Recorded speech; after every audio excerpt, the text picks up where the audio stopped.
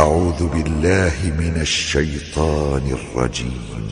يا بني إسرائيل اذكروا نعمتي التي أنعمت عليكم وأني فضلتكم على العالمين واتقوا يوما لا تجزي نفس عن نفس شيئا ولا يقبل منها شفاعة ولا يؤخذ منها عدل ولا هم ينصرون. وإذ نجيناكم من آل فرعون يسومونكم سوء العذاب يذبحون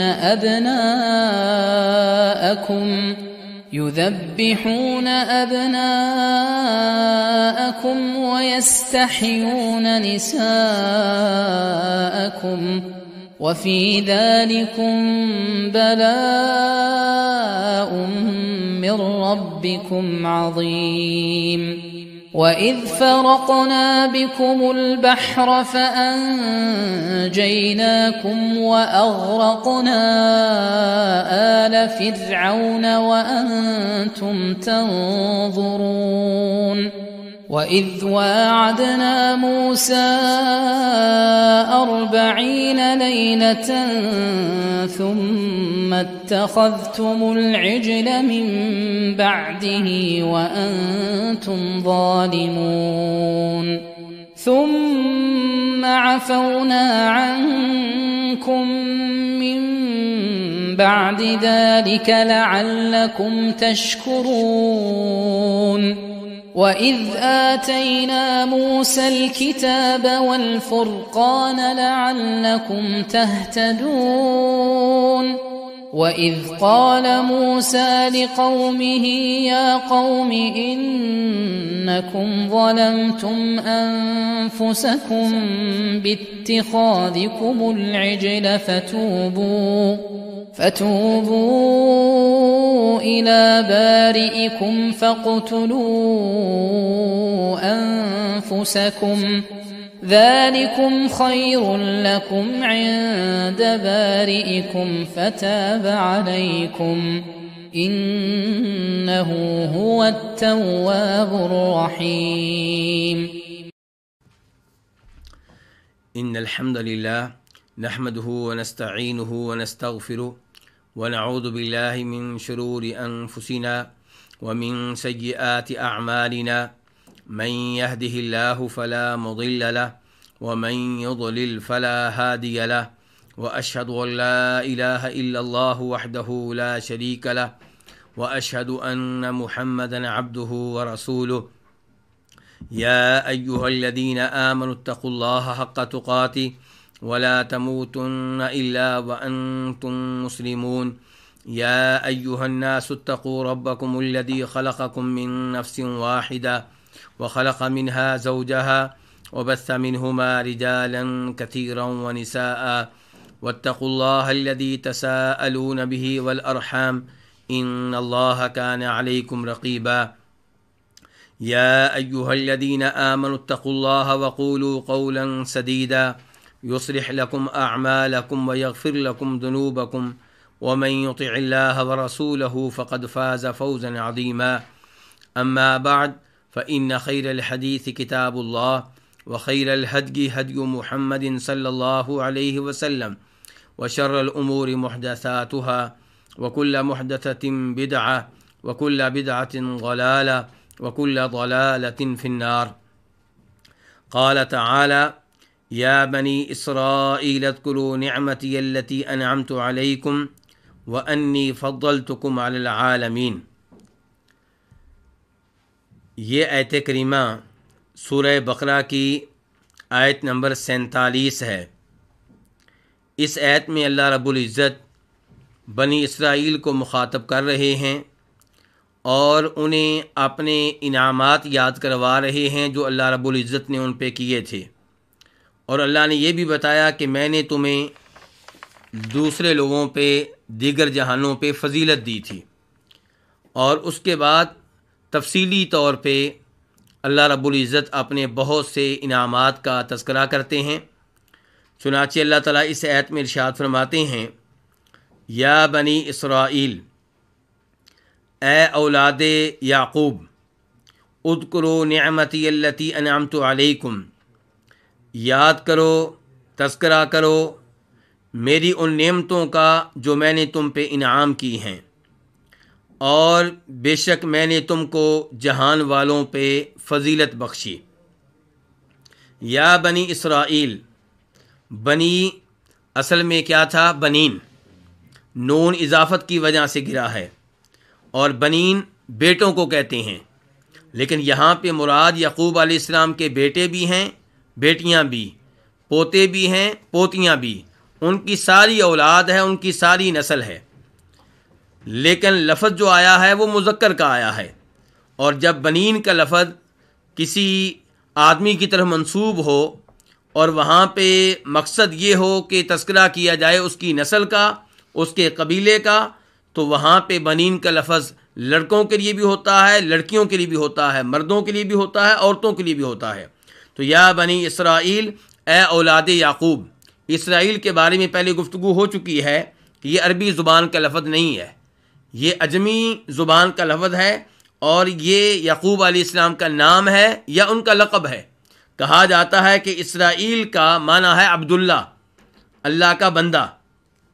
تو یا بنی اسرائیل، اے یعقوب علیہ السلام کی اولاد، اذکروا نعمتی، تم یاد کرو میری نعمتوں کو۔ نعمہ لفظ واحد آیا ہے، لیکن واحد لفظ ہونے کے باوجود، مفرد ہونے کے باوجود، وہ مضاف ہے معرفہ کی طرف، تو اب معنی کس کا دے گا؟ جمع کا معنی دے گا، عموم کا معنی دے گا، جیسا کہ اللہ تعالیٰ فرماتے ہیں وَإِن تَعُدُّوا نِعْمَةَ اللَّهِ لَا تُحْصُوهَا، اگر تم اللہ کی نعمتوں کو شمار کرو تو شمار نہیں کر سکتے۔ تو یہی صورتحال یہاں پہ ہے کہ تم یاد کرو میری نعمتوں کو جو میں نے تم پہ انعام کی۔ اللہ کی نعمتوں کو یاد کرو، مراد کیا ہے کہ اللہ کی نعمتوں پہ اللہ کا شکر ادا کرو۔ اور اللہ کی نعمتوں کو کیسے یاد کیا جائے گا؟ اللہ کی نعمتوں پہ اللہ کا شکر کیسے ادا ہوگا؟ تین طرح، دلی طور پہ، زبانی طور پہ، اور تمام اعضاء کے ذریعے۔ دلی طور پہ کیسے؟ کہ دل میں یہ احساس ہو کہ اللہ نے میرے اوپر بہت بڑا انعام کیا کہ مجھے یہ نعمت دی، وہ نعمتیں دی۔ اور زبانی طور پہ کیسے؟ کہ لوگوں کے سامنے آپ تذکرہ کریں کہ یہ جو نعمت میرے پاس ہے اس میں میرا کوئی کمال نہیں ہے، اس میں میرے ہنر کا، میرے علم کا، میری عقل کا، میری ذہانت کا کوئی کمال نہیں ہے، یہ خاص اللہ کا فضل ہے اور اللہ کی رحمت ہے۔ اور یہ نعمت آپ نہ منسوب کریں اپنے کمالات کی طرف، اور نہ ہی منسوب کریں اللہ کے علاوہ کسی اور ذات کی طرف، غیر اللہ کی طرف منسوب نہ کریں۔ یہ نہ کہیں کہ یہ نعمت فلاں قبر والے کی وجہ سے ہے، فلاں فوت شدہ ولی اور بزرگ کی وجہ سے ہے، بلکہ یہ کہیں کہ خاص اللہ کا فضل ہے، اللہ کی رحمت ہے۔ اور تیسرے نمبر پہ نعمت کا ذکر کیسے ہوگا، نعمت پہ اللہ کا شکر کیسے ہوگا؟ کہ آپ ان نعمتوں کے سلسلے میں اللہ کی تعلیمات کو مد نظر رکھیں، ان نعمتوں کو اللہ کی تعلیمات کے مطابق استعمال کریں، اور اللہ کا بار بار شکر بجا لاتے رہیں، اللہ کی اطاعت کر کے، اللہ کی عبادت کر کے۔ مثال کے طور پہ آپ کو اللہ نے اولاد دی ہے، اب اولاد، ایک تو جب بھی آپ اولاد کو دیکھیں، اولاد یاد آئے، دل میں احساس پیدا ہو کہ اللہ کا کتنا بڑا انعام ہے میرے اوپر کہ میرے پاس یہ نعمت موجود ہے، جبکہ میرے دائیں بائیں کئی ایسے لوگ ہیں جو اس نعمت سے محروم ہیں۔ دوسرے نمبر پہ لوگوں کے سامنے بار بار کہیں کہ اتنی خوبصورت اولاد، صحت مند اولاد، یہ بیٹے، یہ بیٹیاں جن کی وجہ سے گھر میں ایک رونق ہے، یہ سب کچھ اللہ کا کمال ہے، میرا اس میں کوئی کمال نہیں ہے، یہ اللہ کا فضل ہے۔ تیسرے نمبر پہ بچوں کی تعلیم و تربیت اللہ کی شریعت کے مطابق، اللہ کے کلام کے مطابق، اللہ کے رسول صلی اللہ علیہ وسلم کی ہدایات کے مطابق۔ اور پھر آپ خود بھی اس نعمت کی وجہ سے اللہ کی عبادت کر رہے ہوں، نمازوں میں اضافہ ہو جائے، نفلی نمازوں میں اضافہ ہو جائے، تلاوت میں اضافہ ہو جائے، اللہ کے ذکر میں اضافہ ہو جائے، یہ ہے اللہ کی نعمتوں کو یاد رکھنا اور اللہ کی نعمتوں پہ اللہ کا شکر ادا کرنا۔ تو اللہ تعالیٰ کہہ رہے ہیں اے اولاد یعقوب اذکرو، یاد کرو میری نعمتوں کو جو میں نے تمہارے اوپر انعام کی ہیں۔ اللہ نے یہ نہیں کہا کہ میری نعمتوں کو یاد کرو، کہا ہے میری ان نعمتوں کو جو میں نے تمہارے اوپر انعام کی ہیں۔ یہاں پہ دوبارہ بتایا جا رہا ہے کہ یہ نعمتیں میرا فضل ہیں، میرا احسان ہے، میری رحمت ہے، میرا انعام ہے، تمہارا کوئی کمال نہیں ہے۔ انعمت علیکم، یہ نعمتیں خالص میرا تمہارے اوپر انعام ہیں۔ کیا نعمتیں تھیں بنی اسرائیل کے اوپر؟ بہت سی نعمتیں تھیں۔ بنی اسرائیل کے عظیم نبی جناب موسیٰ علیہ السلام بنی اسرائیل کو مخاطب کر کے کہہ رہے ہیں وَإِذْ قَالَ مُوسَىٰ لِقَوْمِهِ يَا قَوْمِ اذْكُرُوا نِعْمَةَ اللَّهِ عَلَيْكُمْ إِذْ جَعَلَ فِيكُمْ أَنْبِيَاءَ وَجَعَلَكُمْ مُلُوكًا وَآتَاكُمْ مَا لَمْ يُؤْتِ أَحَدًا مِنَ الْعَالَمِينَ، کہ یاد کرو اللہ کی نعمتوں کو۔ اللہ نے تم میں کئی نبی بھیجے، تم میں کئی لوگوں کو بادشاہ بنایا، کئی نبی بھیجے، دینی نعمتیں، تم میں کئی لوگوں کو بادشاہ بنایا، دنیاوی نعمت، اور آخر میں یہ کہ اللہ نے تم کو نعمتوں کی شکل میں وہ چیزیں دی ہیں جو اللہ نے دیگر اقوام کو نہیں دیں۔ تو یہ ہیں اللہ رب العزت کے انعامات، اور تفصیل کے ساتھ تذکرہ چونکہ آگے آ رہا ہے اس لیے یہاں پہ مثالیں دینے کی ضرورت نہیں ہے۔ اس کے بعد اللہ تعالیٰ کہتے ہیں وَأَنِّي فَضَّلْتُكُمْ عَلَى الْعَالَمِينَ، اس یعنی کہ عبارت کا پچھلی عبارت سے کیا تعلق ہے؟ انی فضلتکم العالمین کا عطف ہے نعمتی کے اوپر، کہ یاد کرو میری نعمتوں کو جو میں نے تمہارے اوپر انعام کی، اور یاد کرو اس بات کو کہ میں نے تمہیں فضیلت دی جہان والوں پہ۔ فضلتو واحد متکلم ہے، یہ واحد کے لیے لفظ ہے اور فعل ماضی ہے۔ میں نے فضیلت دی، کم تم کو، میں نے تمہیں فضیلت دی، تمہیں برتری دی، تمہیں فوقیت دی، کن پہ؟ علی العالمین، جہان والوں پہ۔ العالمین جمع ہے کس کی؟ عالمن کی۔ عالمن کس کو کہتے ہیں؟ جہان کو۔ تو اللہ تعالیٰ فرما رہے ہیں بنی اسرائیل کو مخاطب کر کے کہ میں نے تمہیں فضیلت دی جہان والوں پہ۔ اب یہاں پہ سوال یہ پیدا ہوگا کہ کیا بنی اسرائیل تمام جہان والوں سے افضل اور بہتر ہیں؟ کیونکہ العالمین کا لفظ ویسے استعمال ہوا ہے جیسے استعمال ہوا ہے سورہ فاتحہ میں الحمدللہ رب العالمین۔ ہم وہاں پہ کیا کہتے ہیں؟ تمام تعریفیں اللہ تعالیٰ کے لیے ہیں جو تمام جہانوں کا رب ہے۔ کیا کبھی ہم نے کہا ہے وہاں پہ کہ وہ چند جہانوں کا رب ہے؟ وہاں پہ ہم کیا کہتے ہیں؟ تمام جہانوں کا رب ہے، یعنی کہ کوئی بھی جہان ایسا نہیں ہے جس کا اللہ رب نہ ہو۔ سارے جہان اللہ رب العزت کے لیے کیا ہے؟ مربوب ہیں۔ سب کو اللہ تعالیٰ پال رہا ہے، سب کا اللہ مالک ہے، سب کا اللہ خالق ہے، سب کا اللہ رازق ہے، سب کا اللہ مدبر ہے۔ تو کیا یہاں پہ بھی یہی صورتحال ہے؟ کیونکہ الفاظ تو ویسے ہی ہیں۔ کیا یہاں پہ ہم کہیں گے کہ اللہ تعالیٰ نے بنی اسرائیل کو تمام جہان والوں پہ فضیلت بخشی، جبکہ اللہ رب العزت نے اس چیز کا تذکرہ دیگر آیات میں بھی کیا ہے؟ مثال کے طور پہ سورہ دخان وَلَقَدِ اخْتَرْنَاهُمْ عَلَىٰ عِلْمٍ عَلَى الْعَالَمِينَ، کہ ہم نے بنی اسرائیل کو چن لیا تھا تمام جہانوں پہ، اور ہم نے ان کو چنا علم کی بنیاد پہ، یعنی کہ اللہ رب العزت نے ان کو فضیلت دی دیگر جہان والوں کے اوپر علم کی بنیاد پہ، حکمت کی بنیاد پہ۔ یعنی کہ ایسا نہیں ہے جیسے دنیاوی بادشاہ ایک آدمی کو دوسرے پہ فضیلت دے دیتے ہیں، اہمیت دیتے ہیں، اور کئی دفعہ اہمیت کے پیچھے کوئی خاص سبب نہیں ہوتا، خاص وجہ نہیں ہوتی، بلکہ بعد میں بادشاہ کو بھی احساس ہوتا ہے کہ میرا فیصلہ غلط تھا۔ لیکن اللہ رب العزت کے ہاں ایسا نہیں ہے۔ اللہ نے جس کو فضیلت دی علم کی بنیاد پہ دی۔ تو بہرحال اللہ تعالیٰ اس آیت میں بھی کہہ رہے ہیں کہ ہم نے بنی اسرائیل کو فضیلت دی۔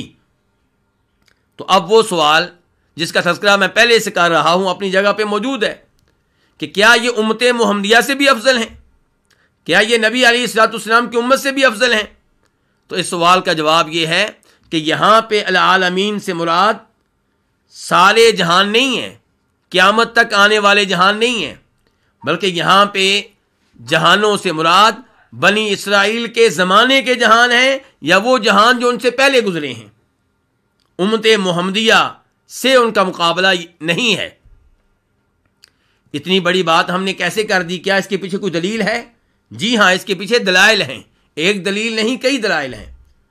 مثال کے طور پہ اللہ رب العزت ارشاد فرماتے ہیں سورہ آل عمران میں امت محمدیہ کو مخاطب کر کے، کنتم خیر امت اخرجت للناس تأمرون بالمعروف وتنہون عن المنکر وتؤمنون باللہ ولو آمن اہل الکتاب لکان خیرا لہم، کہ تم بہترین امت ہو، سب سے افضل امت ہو، اخرجت للناس، جن کو لوگوں کے لیے پیدا کیا گیا، لوگوں کے لیے لایا گیا۔ اور امت محمدیہ کو مخاطب کر کے یہ بھی بتا دیا گیا کہ امت محمدیہ کو فضیلت کیوں دی گئی ہے۔ فرمایا اس لیے کہ تم نیکی کا حکم دیتے ہو اور برائی سے روکتے ہو۔ یہاں سے یہ بھی سبق مل رہا ہے، اشارہ مل رہا ہے کہ اگر امت محمدیہ لوگوں کو نیکی کا حکم نہیں دے گی، توحید کا حکم نہیں دے گی، نماز کا حکم نہیں دے گی، زکوٰۃ کا حکم نہیں دے گی، تو فضیلت میں کمی آ سکتی ہے۔ تو تمہیں افضل امت کیوں قرار دیا گیا؟ تم نیکی کا حکم دیتے ہو، برائی سے روکتے ہو، اور وَتُؤْمِنُونَ بِاللَّهِ، اور اللہ تعالیٰ پہ صحیح معنوں میں ایمان لے کر آتے ہو، تم ملحد نہیں ہو۔ وَلَوْ آمَنَ أَهْلُ الْكِتَابِ لَكَانَ خَيْرًا لَهُمْ، اور اگر بنی اسرائیل یہودی اور عیسائی بھی ایمان لے آئیں تو ان کے لیے بہتر ہوگا۔ اس ایسے پتہ چلا امت محمدیہ کو اہل کتاب پہ فضیلت حاصل ہے۔ کنتم خیر امت، مطلق طور پہ امت محمدیہ کو کہا گیا ہے کہ یہ تمام امتوں سے افضل امت ہے۔ دوسرے نمبر پہ بخاری شریف کی حدیث ہے، نبی علیہ الصلوۃ والسلام فرماتے ہیں خیر الناس قرنی، تمام لوگوں میں افضل لوگ کون ہیں؟ قرنی، میرے زمانے کے لوگ، صحابہ کرام۔ اور یہ نہیں آپ نے کہا کہ میری امت میں سے، فرمایا خیر الناس، تمام لوگوں میں سے افضل کون ہے؟ قرنی، میرے زمانے کے لوگ۔ ثم الذین یلونہم، ان کے بعد کن کا نمبر آتا ہے؟ جو میرے صحابہ کے بعد آئیں گے۔ ان کے بعد کن کا نمبر آتا ہے؟ جو تابعین کے بعد آئیں گے۔ تو اس حدیث سے بھی پتہ چلا کہ امت محمدیہ سب سے افضل امت ہے۔ اور نبی علیہ الصلوۃ والسلام ایک حدیث میں ارشاد فرماتے ہیں، جسے امام ابن ماجہ وغیرہ روایت کرتے ہیں، اور حدیث کی سند بالکل ٹھیک ہے، کہ آپ نے ارشاد فرمایا اپنی امت کو مخاطب کر کے کہ تم لوگوں نے 70 کے عدد کو پورا کر دیا ہے، تمہارے ساتھ 70 امتوں کا عدد پورا ہو گیا، یعنی کہ ٹوٹل امتیں 70 ہیں اور 70 مکمل ہوئی ہیں تمہارے ساتھ۔ پہلے کتنی تھیں؟ 69۔ فرمایا انتم خیروہا، ان 70 امتوں میں سب سے افضل امت کون ہے؟ تم ہو۔ تو کیا پتا چلا ان آیات سے، ان نصوص سے، ان احادیث سے کہ افضل ترین امت بنی اسرائیل ہیں کہ امت محمدیہ؟ امت محمدیہ۔ تو پھر العالمین وانی فضلتکم العالمین کا مطلب کیا ہوگا؟ پھر اس کا ایک مطلب وہی ہے جو پہلے بتا چکا ہوں۔ ایک مطلب کیا؟ کہ بنی اسرائیل افضل تھے ان لوگوں سے جو ان کے زمانے میں تھے یا جو ان سے پہلے گزرے ہیں، جبکہ اب کون افضل ہیں؟ اب امت محمدیہ۔ دوسرا مطلب یہ بیان کیا گیا ہے کہ میں نے تم کو فضیلت دی تمام جہان والوں پہ، ہر شعبے میں نہیں بلکہ کسی خاص شعبے میں۔ یہ قول امام ابن کثیر رحمہ اللہ اپنی تفسیر میں ذکر کرتے ہیں فخر الدین رازی کے حوالے سے، لیکن پھر اس کے اوپر وہ مطمئن نہیں ہوتے، یعنی کہ امام ابن کثیر، اور کہتے ہیں کہ یہ قول جو ہے یعنی کہ قابل غور ہے، یعنی کہ اس قابل نہیں ہے کہ آپ اس کے اوپر مطمئن ہوں اور اس کو قبول کر لیں اور لے لیں۔ لیکن یہ بھی قول کہا گیا ہے، یعنی کہ میں نے تم کو فضیلت دی ہے بنی اسرائیل تمام جہان والوں پہ قیامت تک، لیکن ہر شعبے میں نہیں، ہر فیلڈ میں نہیں، کسی خاص شعبے میں۔ مثال کے طور پہ انبیاء کی کثرت کے لحاظ سے علیہم الصلوۃ والسلام بنی اسرائیل باقی لوگوں سے بہتر ہیں۔ امت محمدیہ کے پاس ایک نبی ہیں، اگرچہ وہ تمام نبیوں سے افضل ہیں، لیکن بنی اسرائیل کے پاس کثرت کے لحاظ سے نبیوں کی بہت زیادہ تعداد ہے، تو کسی ایک شعبے میں وہ افضل ہو سکتے ہیں۔ لیکن وہ قول جس کے اوپر دل مطمئن ہوتا ہے وہ پہلا قول ہے، اور وہ کیا کہ بنی اسرائیل ان کو مکمل طور پہ فضیلت ملی، لیکن ان جہانوں پہ، ان لوگوں پہ جو ان کے زمانے میں تھے یا ان کے زمانے سے پہلے گزرے تھے۔ اللہ رب العزت نے ان کو فضیلت کیوں دی؟ کیونکہ اپنے زمانے میں وہ اللہ کے نیک بندے تھے، اپنے زمانے میں متقی اور پرہیزگار تھے، اگرچہ ان میں برے لوگ بھی تھے، اگرچہ انہوں نے بہت سے جرائم کا ارتکاب کیا، اگرچہ انہوں نے اللہ کی بہت سی نافرمانیاں کی، اگرچہ انہوں نے نبیوں کو تنگ کیا، لیکن بہرحال اس سب کے باوجود ان میں متقی لوگ بھی تھے۔ اور پھر یہ بھی ہے کہ ان کو فضیلت دی گئی، لیکن کیا انہوں نے اس فضیلت کو برقرار رہنے دیا؟ یہ ایک الگ مسئلہ ہے۔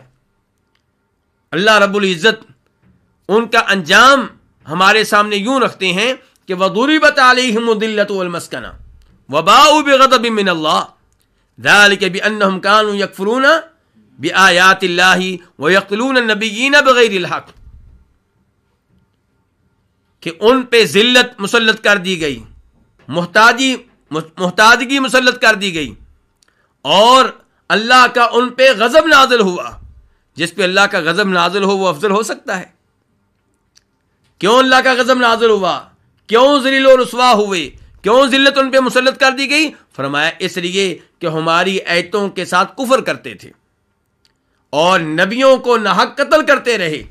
ذالک بما عصوا وکانوا یعتدون۔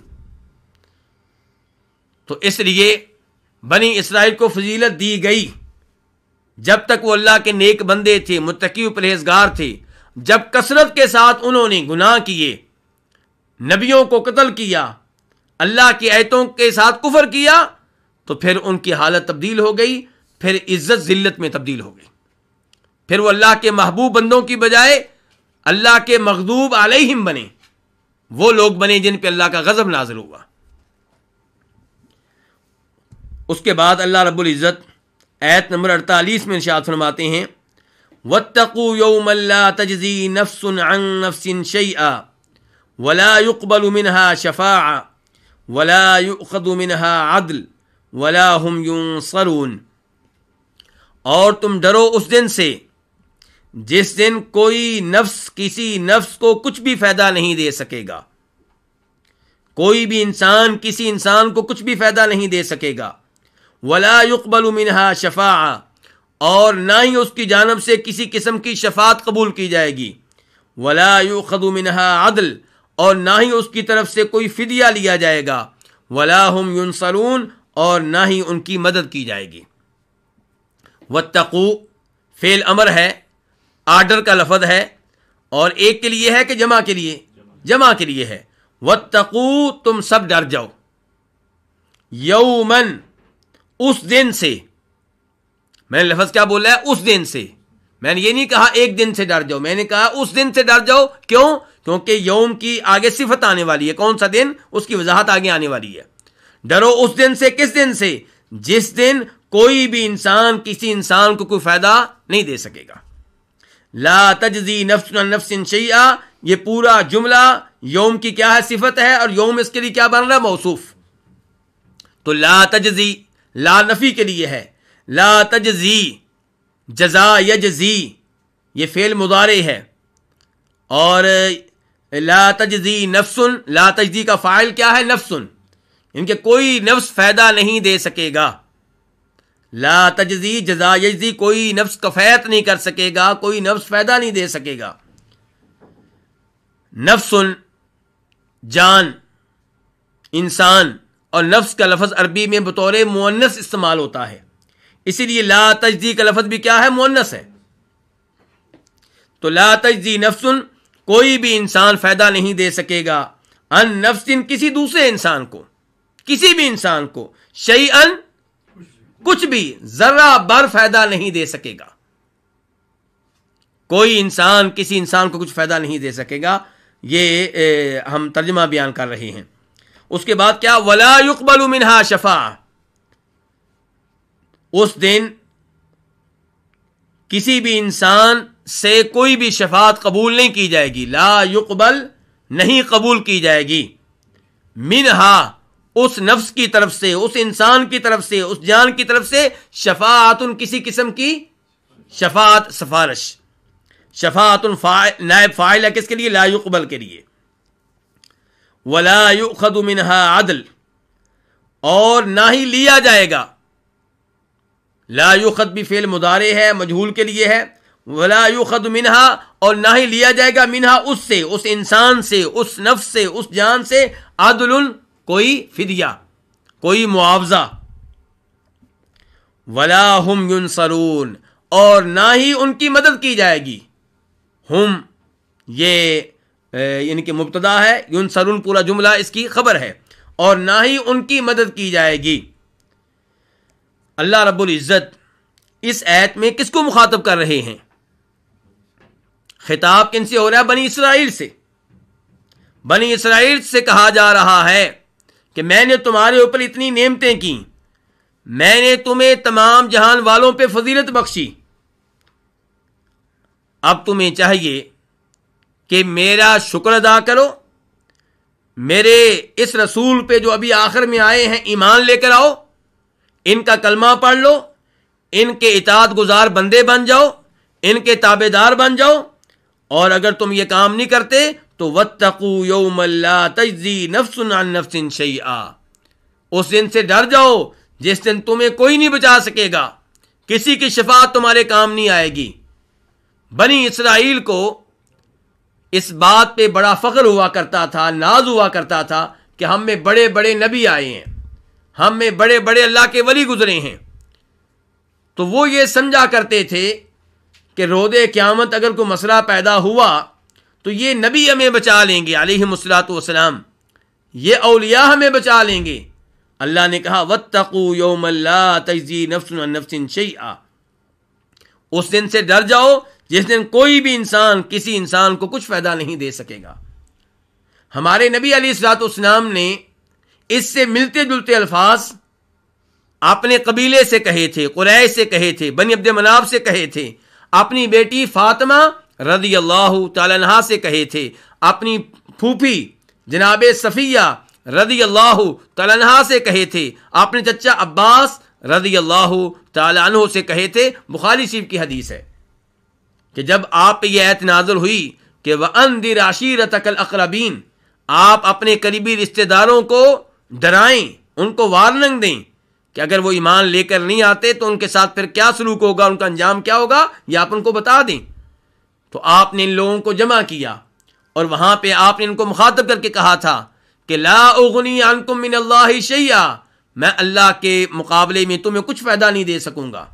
بنی عبد مناف کو مخاطب کر کے کہا تھا کہ لا اغنی عنکم من اللہ شیئا، میں تمہیں اللہ کے سامنے کچھ فائدہ نہیں دے سکوں گا. اپنے چچا عباس کو باقاعدہ نام لے کر کہا تھا کہ میرے چچا عباس لا اغنی عنک من اللہ شیئا، اللہ کے مقابلے میں تمہیں ذرا بر فائدہ نہیں دے سکوں گا. اپنی پھوپھی صفیہ رضی اللہ تعالیٰ عنہ کو مخاطب کر کے کہا تھا کہ لا اغنی عنک من اللہ شیئا، میں تمہیں اللہ کے سامنے کچھ بھی فائدہ نہیں دے سکوں گا. آخر میں آپ نے اپنی بیٹی جناب فاطمہ کو مخاطب کر کے کہا تھا کہ فاطمہ سلینی من مالی ما شئتی، سلینی ما شئتی من مالی، فاطمہ میرے مال میں سے جو لینا ہے لے لو، جو مانگنا ہے مانگ لو، جو مجھ سے سوال کرنا ہے سوال کر لو. جہاں تک آخرت کا معاملہ ہے لا اغنی عنک من اللہ شیئا، اللہ کے سامنے میں تمہیں کچھ فائدہ نہیں دے سکوں گا. یعنی کہ اگر تم لوگ ایمان لے کر نہیں آتے، توحید اختیار نہیں کرتے، اللہ رب العزت کو راضی نہیں کرتے، تو پھر اللہ کے سامنے میں تمہیں کچھ فائدہ نہیں دے سکوں گا. ولا يقبل منها شفاعہ، اور نہ ہی اس کی طرف سے کوئی شفاعت قبول کی جائے گی.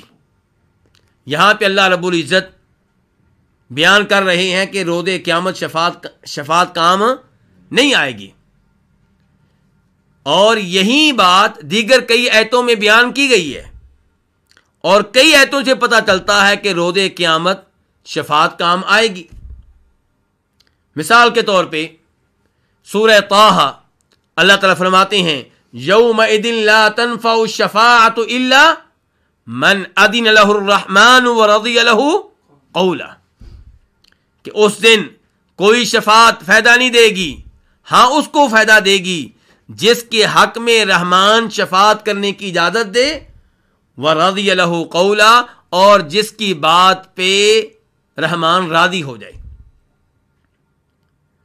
جبکہ سورہ مدثر میں اللہ تعالیٰ اس آیت کی طرح ارشاد فرماتے ہیں کہ مَا سَلَكَكُمْ فِي سَقَرَ قَالُوا لَمْ نَكُ مِنَ الْمُصَلِّينَ وَلَمْ نَكُ نُطْعِمُ الْمِسْكِينَ وَكُنَّا نَخُوضُ مَعَ الْخَائِضِينَ وَكُنَّا نُكَذِّبُ بِيَوْمِ الدِّينِ حَتَّى أَتَانَا الْيَقِينُ فَمَا تَنفَعُهُمْ شَفَاعَةُ الشَّافِعِينَ، کہ جہنمیوں سے سوال ہوگا تم جہنم میں کیسے پہنچ گئے؟ کہیں گے ہم نماز نہیں پڑھتے تھے، ہم مسکینوں کو کھانا نہیں کھلاتے تھے، اور ہم آخرت کی تکذیب کیا کرتے تھے، آخرت پہ ہمارا ایمان نہیں تھا۔ تو اس کا مطلب یہ ہے کہ یہ لوگ کون تھے؟ کافر تھے، مسلمان نہیں تھے، آخرت پہ ایمان نہیں تھا۔ اللہ نے کہا فما تنفعهم شفاعۃ الشافعین، شفاعت کرنے والوں کی شفاعت ان کو فائدہ نہیں دے سکے گی۔ تو اب قرآن کریم کی ان آیات اور نصوص کے بعد اور نبی علیہ الصلوۃ والسلام کی ان احادیث کے پیش نظر جن سے پتہ چلتا ہے کہ ان لوگوں کی نبی علیہ الصلوۃ والسلام شفاعت فرمائیں گے جنہوں نے کبیرہ گناہوں کا ارتکاب کیا ہوگا، دیگر انبیاء کرام علیہم الصلوۃ والسلام بھی شفاعت کریں گے، فرشتے بھی شفاعت کریں گے۔ ان تمام نصوص، آیات اور احادیث کو اگر جمع کیا جائے تو خلاصہ کیا نکلے گا؟ شفاعت کے تعلق سے ہمارا عقیدہ کیا ہوگا؟ کہ کافر کو، مشرک کو کسی کی شفاعت فائدہ نہیں دے گی۔ جہاں تک تعلق ہے مسلمانوں کا، جو توحید پہ رہے، کفر و شرک سے محفوظ رہے، وہ اگر دنیا میں کبیرہ گناہوں کا ارتکاب کرتے رہے تو اللہ رب العزت انہیں معاف کر دیں گے، اور یا اللہ تعالیٰ ان کو عذاب دیں گے۔ تو عذاب بھگتنے کے بعد انہیں جہنم سے نکال لیا جائے گا، یا کسی کی شفاعت کی وجہ سے پہلے ہی نکال لیا جائے گا، یا جہنم میں داخل ہونے سے پہلے ہی کسی کی شفاعت کی وجہ سے معافی مل جائے گی۔ الحمدللہ ہمارا عقیدہ شفاعت کے تعلق سے افراط و تفریط کے مابین ہے، ہم اس معاملے میں بھی راہ اعتدال پہ ہیں۔ ہمارے ایک طرف معتزلہ کھڑے ہیں، عقل پرست، وہ کہتے ہیں کہ قرآن میں شفاعت کی نفی کی گئی ہے، اس لیے روز قیامت کبیرہ گناہوں کا ارتکاب کرنے والے لوگوں کو کوئی فائدہ نہیں ہوگا، چاہے وہ مسلمان ہوں۔ جنہوں نے کبیرہ گناہوں کا ارتکاب کیا انہیں کہاں پھینکا جائے گا؟ جہنم کی آگ میں پھینکا جائے گا، اور وہاں پہ ہمیشہ ہمیشہ رہیں گے۔ یہ کون ہے؟ معتزلہ، عقل پرست۔ معتزلہ کے نام سے آج کوئی فرقہ بظاہر دنیا میں موجود نہیں ہے، لیکن وہی افکار آج بھی موجود ہیں۔ جب ہم معتزلہ کے بارے میں گفتگو کرتے ہیں، کوئی یہ نہ سمجھے کہ ہم ان لوگوں کی بات کر رہے ہیں جو دنیا میں آئے اور چلے گئے اور کہانی ختم ہو گئی۔ نہیں، ان کے افکار آج بھی موجود ہیں، آج بھی آپ کو ایسے لوگ ملیں گے جو شفاعت کا انکار کرتے ہیں، ایسے مفسرین ملیں گے جن کی تفسیروں کو لوگ بڑی محبت سے پڑھتے ہیں اور کہتے ہیں ان کا اسلوب بڑا آسان ہے، یہ بڑے اچھے انداز سے گفتگو کرتے ہیں، جبکہ ان میں ایسی بیماریاں موجود ہیں، شفاعت کا انکار، صحیح احادیث کا انکار۔ اور شفاعت کا انکار وہی کرے گا جو صحیح احادیث کا کیا ہوگا؟ منکر ہوگا، ورنہ صحیح احادیث میں بڑی وضاحت کے ساتھ شفاعت کا اثبات آیا ہے۔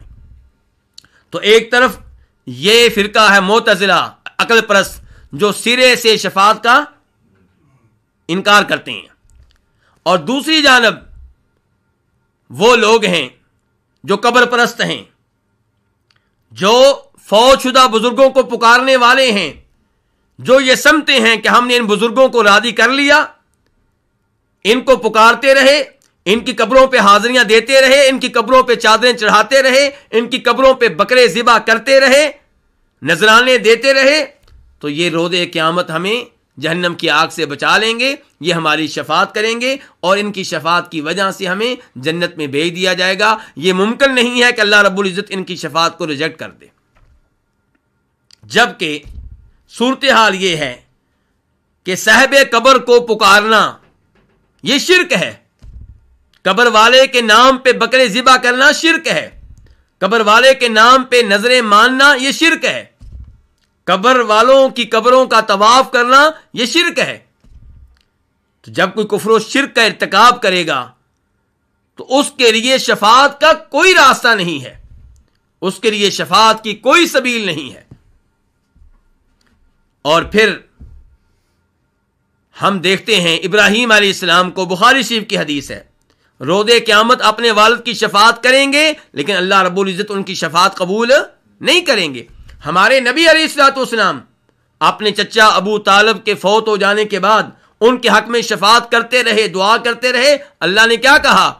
ما کان للنبی والذین آمنوا ان یستغفروا للمشرکین ولو کانوا اولی قربی، کہ نبی کے لیے صلی اللہ علیہ وسلم اور نبی پہ ایمان لانے والوں کے لیے مناسب نہیں ہے، جائز نہیں ہے کہ وہ کسی مشرک کے لیے دعائے مغفرت کریں چاہے وہ رشتہ دار ہو۔ آپ کو ابو طالب کے حق میں دعا کرنے سے روک دیا گیا۔ شفاعت کا معاملہ دنیا والا نہیں ہے۔ لوگ سمجھتے ہیں کہ شاید شفاعت کا معاملہ دنیا والا معاملہ ہے۔ دنیا میں جب شفاعت کی جاتی ہے تو جس کے پاس شفاعت آتی ہے، جس کو شفاعت کے لیے فون کیا جاتا ہے کہ آپ فلاں کے حق میں میری شفاعت قبول کریں، اس کو کئی دفعہ نہ چاہتے ہوئے بھی شفاعت ماننا پڑتی ہے۔ وہ چاہتا ہے کسی مجرم کو سزا دے، لیکن جب فون آتے ہیں، سفارشیں آتی ہیں، تو نہ چاہتے ہوئے بھی اس مجرم کو چھوڑنا پڑتا ہے۔ اللہ رب العزت کے ہاں ایسی شفاعت نہیں ہے۔ اللہ رب العزت کو کوئی بھی مجبور نہیں کر سکتا۔ اللہ رب العزت کسی کے سامنے مجبور نہیں ہے، نہ کسی کی محبت کے ہاتھوں مجبور ہیں، اور نہ اللہ رب العزت کو کسی کا ڈر اور خوف ہے۔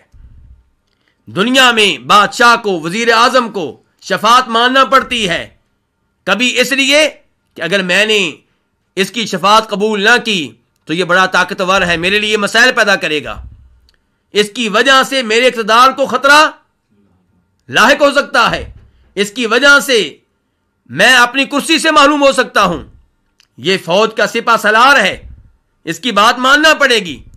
اور کبھی بادشاہ کو کسی کی محبت کے ہاتھوں مجبور ہو کے بات ماننا پڑتی ہے، یہ میری بیگم ہے، یہ میری بیٹی شہزادی ہے، ان کی بات نہیں مانوں گا تو ان کا دل دکھے گا۔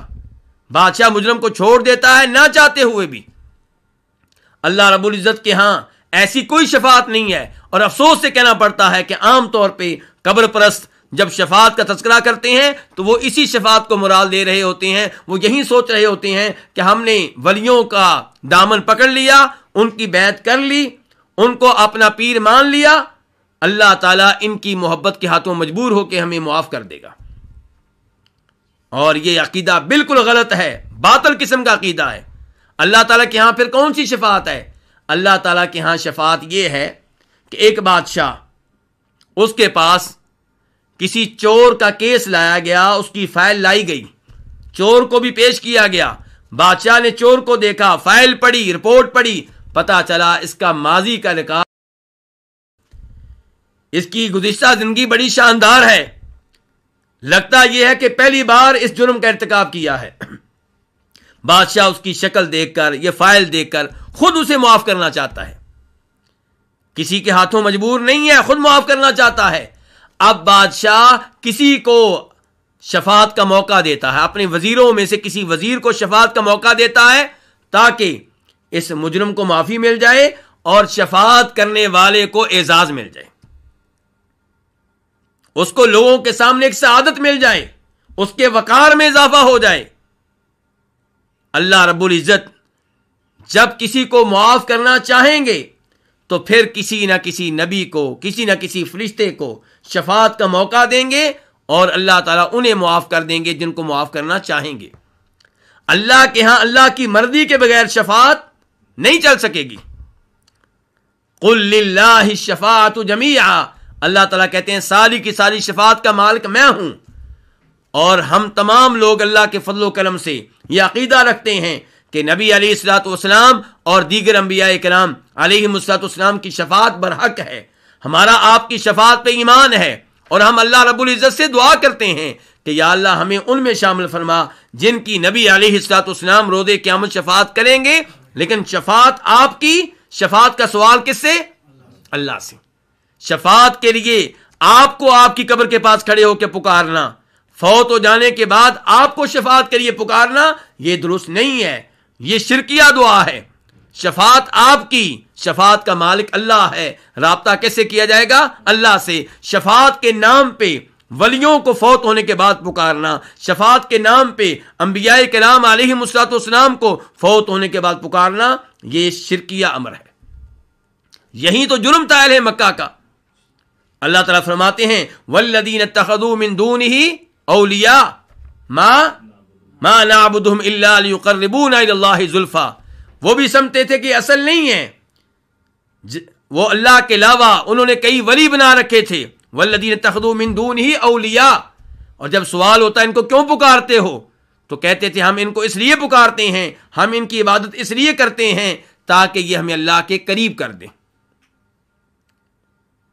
تو اللہ کے قریب کر دیں گے، اللہ کے ہاں شفاعت کریں گے، اس نام پہ ان کو پکارا جا رہا تھا۔ اسی سے اللہ کے رسول نے روکا صلی اللہ علیہ وسلم۔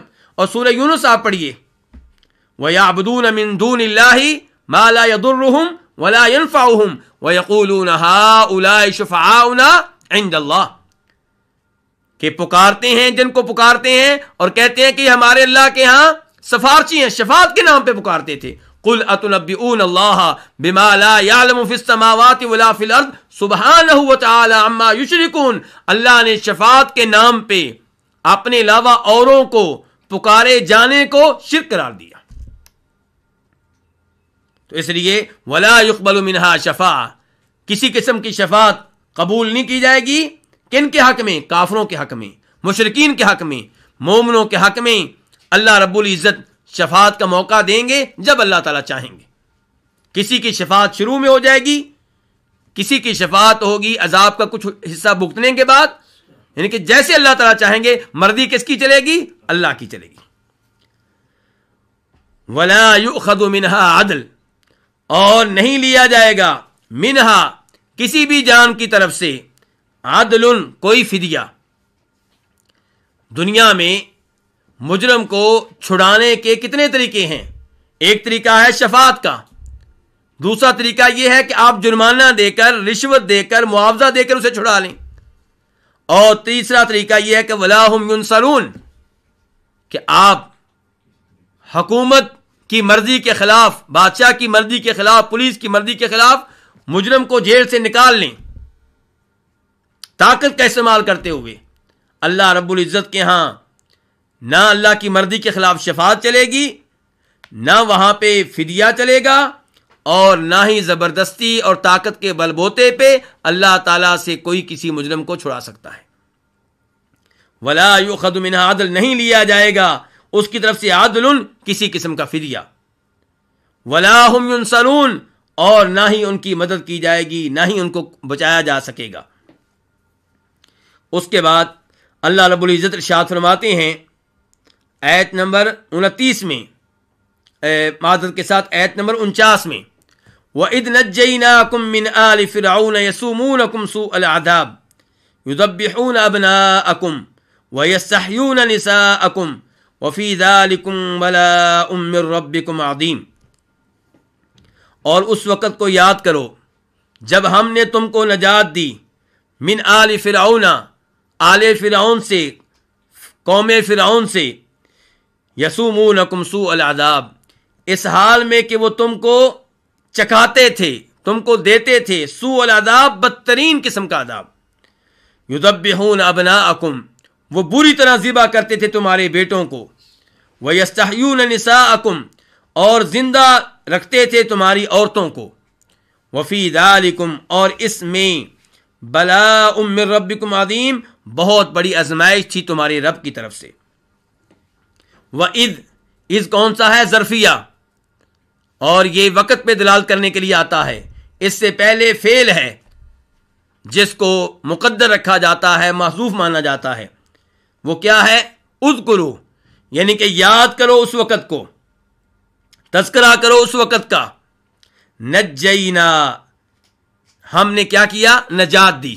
نجینا جمع متکلم، یعنی کہ یہ لفظ جمع کے لیے ہے، ایک کے لیے نہیں ہے، اور فعل ماضی ہے، یعنی کہ یہ فعل ہے، ورب ہے، اور ماضی ہے پاسٹ. نجینا، ہم نے نجات دی. کم، تم کو. من آل فرعون، فرعون کی آل سے. آل کس کو کہتے ہیں؟ آل یعنی کہ کسی بھی آدمی کی طرف نسبت، نسب کے لحاظ سے یا کسی اور سبب کے لحاظ سے. تو آل فرعون، وہ لوگ جو فرعون کی نسل میں سے ہیں، فرعون کی قوم میں سے ہیں، یا فرعون کی رعایا میں سے ہیں، یا فرعون کے لشکر میں سے ہیں. اور اس میں فرعون خود بھی داخل ہے. آل فرعون کے لفظ میں فرعون بھی داخل ہے. یسومونکم، یسومون فعل مضارع ہے اور جمع کے لیے ہے، ایک کے لیے نہیں ہے. یسومون وہ چکھاتے تھے، وہ دیتے تھے. ساما یسومو سے ہے. کم، تم کو. سوء العذاب، بدترین عذاب. سوء برا، بدترین عذاب. یذبحون وہ بری طرح ذبح کرتے تھے، کیونکہ یہاں پہ لفظ آیا ہے ذبح یذبح باب تفعیل کا. ذبح نہیں ہے، ذبح اس نے ذبح کیا، ذبح اس نے اچھی طرح ذبح کیا، بری طرح ذبح کیا. تو یذبحون بری طرح ذبح کرتے تھے. ابنا، ابن ان کی جمع ہے. ابن ان کی جمع بنین بھی آتی ہے اور ابن ان کی جمع بنا بھی آتی ہے. تو یذبحون ابناءکم، وہ بری طرح ذبح کرتے تھے تمہارے بیٹوں کو. وَيَسْتَحْيُونَ نِسَاءَكُمْ، یستحیون یہ بھی فعل مضارع ہے. کیا معنی ہے اس کا؟ یستحیون وہ زندہ رکھتے تھے. نساءکم تمہاری عورتوں کو. نساء جمع کے لیے ہے، اس کے لیے واحد کا لفظ کون سا استعمال ہوتا ہے؟ امراتن. امراتن عورت، اور نساء عورتیں. وہ زندہ رکھتے تھے، زندہ چھوڑتے تھے تمہاری عورتوں کو. اللہ رب العزت اس آیت میں اپنے احسانات میں سے ایک بڑا احسان ذکر کر رہے ہیں جو اللہ نے کن پہ کیا؟ بنی اسرائیل پہ. اللہ تعالیٰ مخاطب کس کو کر رہے ہیں؟ کس زمانے کے بنی اسرائیل کو؟ ہمارے نبی صلی اللہ علیہ وسلم کے زمانے کے بنی اسرائیل کو. جبکہ جن پہ احسان کیا وہ بہت پہلے گزر چکے، فوت ہو چکے، قبروں میں جا چکے. تو پھر احسان ان کے اوپر کیوں؟ کیونکہ آباؤ اجداد کے اوپر جو احسان ہو وہ اولاد کے اوپر احسان ہے. آباؤ اجداد کا کوئی شرف، ان کا کوئی اعزاز اولاد کا اعزاز ہے. لوگ اولاد کو یاد رکھتے ہیں کہ یہ ان کا بیٹا ہے، جن کا یہ کارنامہ تھا، جن کو یہ اعزاز ملا تھا، جو بادشاہ رہے تھے. یہ فلاں نبی کی اولاد میں سے ہے، یہ فلاں ولی کی اولاد میں سے ہے، یہ فلاں وزیر کی اولاد میں سے ہے، یہ وہ قبیلہ ہے جن کے بڑوں نے یہ کارنامہ سر انجام دیا تھا. تو جو اعزازات اللہ نے بنی اسرائیل کو موسیٰ علیہ السلام کے زمانے میں، عیسیٰ علیہ السلام کے زمانے میں، یعقوب علیہ السلام کے زمانے میں دیے، وہ اعزازات ان کی اولاد کے لیے بھی ہیں، کیونکہ اولاد کو عزت ملتی ہے ان اعزازات کی وجہ سے. تو اس لیے اللہ تعالیٰ ان کے اوپر بھی اپنے ان احسانات کا تذکرہ کر رہے ہیں اور یہ احسان جتا رہے ہیں. تو اللہ تعالیٰ کہہ رہے ہیں وَإِذْ نَجَّيْنَاكُمْ، اور اس وقت کو یاد کرو جب ہم نے تم کو نجات دی. من آل فرعون، کن سے نجات دی؟ آل فرعون سے، فرعون اور فرعون کے لشکر سے، فرعون اور فرعون کی قوم سے. یسومونکم، اس حال میں کہ وہ تم کو چکھاتے تھے بدترین عذاب. یسومونکم سوء العذاب، یہ پورا جملہ حال ہے. ہم نے تم کو نجات دی آل فرعون سے. تمہارا حال کیا تھا جب نجات دی؟ کہ آل فرعون، فرعون اور اس کے حواری تم کو بدترین عذاب چکھاتے تھے، بدترین عذاب دیتے تھے. اس عذاب کی تفصیل کیا ہے، اس عذاب کی وضاحت کیا ہے، اس عذاب کا بیان کیا ہے؟ یذبحون ابناءکم ویستحیون نساءکم، یہ دو جملے جو ہیں یہ بیان ہیں اس بدترین عذاب کا جو بنی اسرائیل کو دیا جا رہا تھا.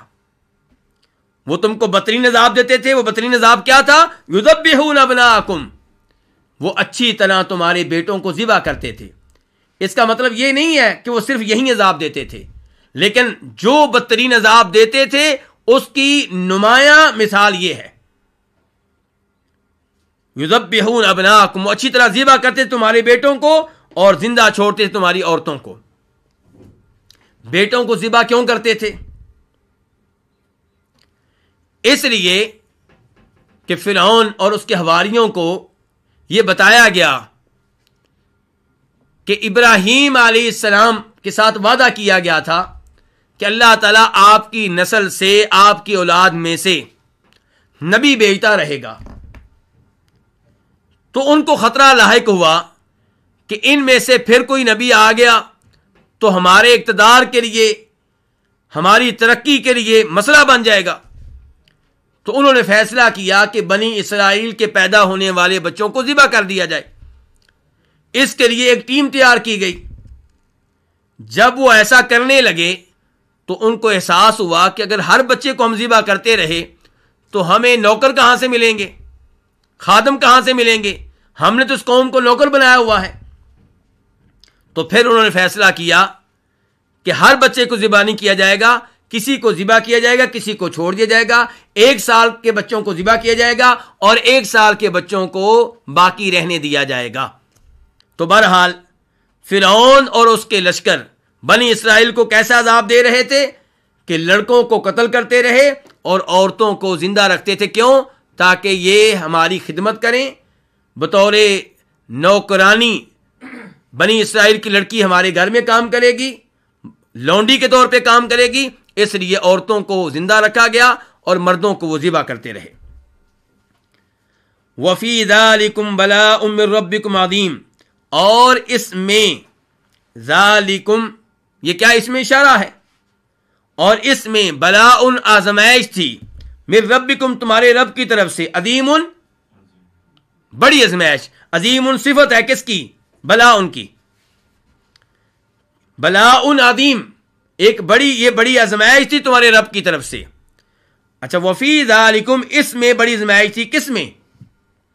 اس میں اشارہ ہے، مشار الیہ کیا ہے؟ اشارہ کس کی طرف ہو رہا ہے؟ اس میں یعنی کہ نجات دینے میں. اللہ نے تمہارے بڑوں کو فرعون کے لشکر سے نجات دی، یہ تمہاری بہت بڑی آزمائش تھی. کیا مطلب؟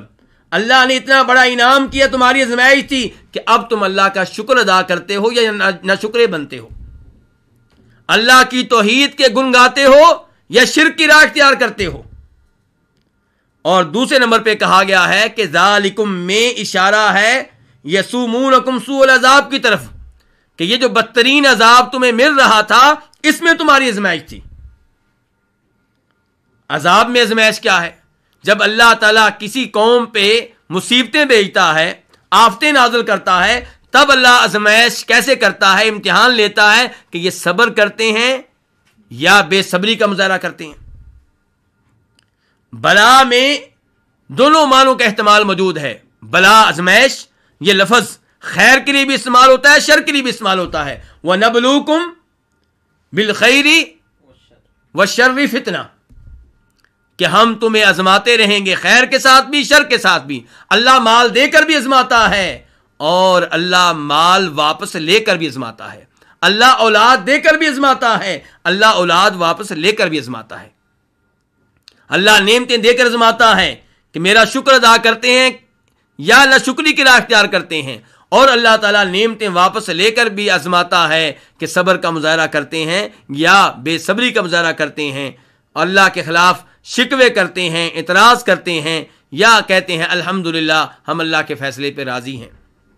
وَفِي ذَلِكُمْ بَلَاءٌ مِّن رَبِّكُمْ عَظِيمٌ، اور اس میں تمہارے رب کی جانب سے بہت بڑی آزمائش تھی. یہ اللہ تمہارا امتحان لے رہا تھا، اللہ تمہیں آزما رہا تھا. مصیبت کے دنوں میں تم کیا رویہ اختیار کرتے ہو اپنے خالق کے ساتھ، اپنے مالک کے ساتھ.